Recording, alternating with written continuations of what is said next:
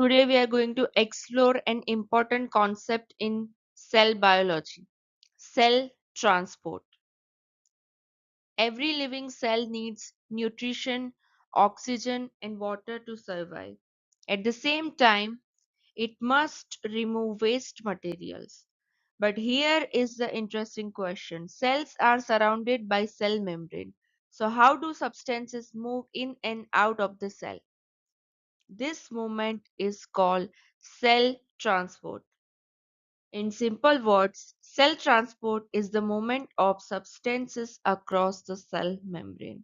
This process is essential because without it, cells would not be able to survive. Today, we will understand passive transport, active transport, and osmosis. Let us begin. Before understanding transport, we must understand the cell membrane.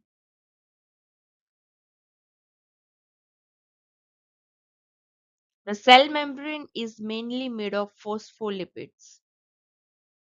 These phospholipids arrange themselves into a double layer called a lipid bilayer. Each phospholipid has a hydrophobic head which loves water and a I'm sorry, hydrophilic head which loves the water and the hydrophobic tail which is water repelling. Because of this structure, the membrane acts like a selective barrier. That means it allows some substances to pass but blocks other. This selective nature helps maintain the internal environment of the cell. Now let us understand how substances move across this membrane.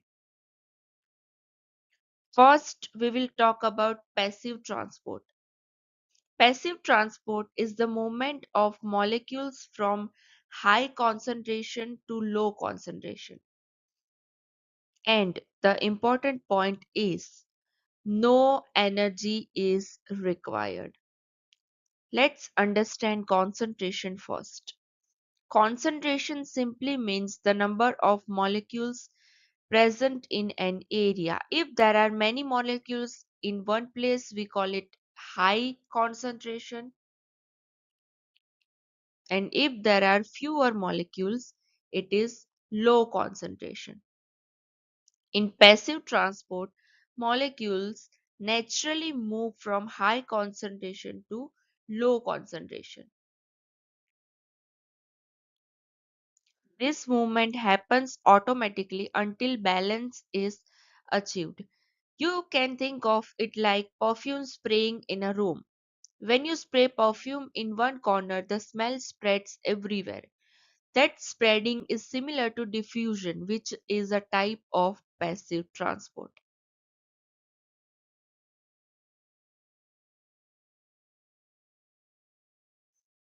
Now, let us talk about the active transport. Active transport is different from passive transport. Here, molecules have to move against the concentration gradient. That means they move from low concentration to high concentration. This movement is not natural, so the cell needs energy to do this work. The energy comes from ATP, adenosine triphosphate. ATP acts like the energy currency of the cell. Special proteins in the membrane called transport proteins or pumps are use ATP to move substances.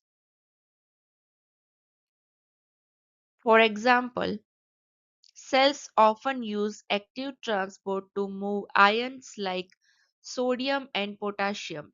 Without active transport, many essential processes in the body would stop.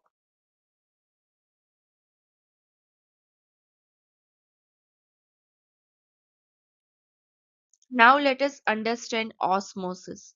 Osmosis is a special type of passive transport. It is the movement of water across a selectively permeable membrane. Water moves from a region of higher water concentration to low water concentration. Another way to say this is water moves from low solute concentration to high solute concentration. Let us understand this with an example. Imagine a cell placed in a solution containing salt.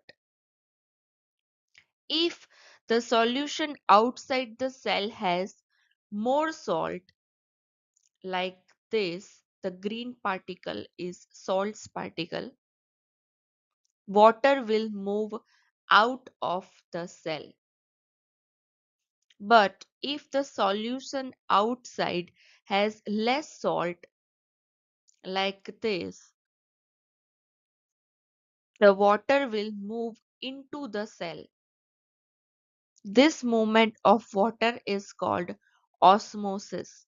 Osmosis plays a very important role in maintaining the water balances of cells. Cell transport is extremely important for life. It helps cell to absorb nutrients, remove waste, maintain water balance and regulate internal conditions. Without cell transport, cells would not be able to maintain homeostasis, which is the stable internal environment needed for survival. So, today we learn about cell transport, the moment of life. We discussed passive transport, movement from high to low concentration without energy,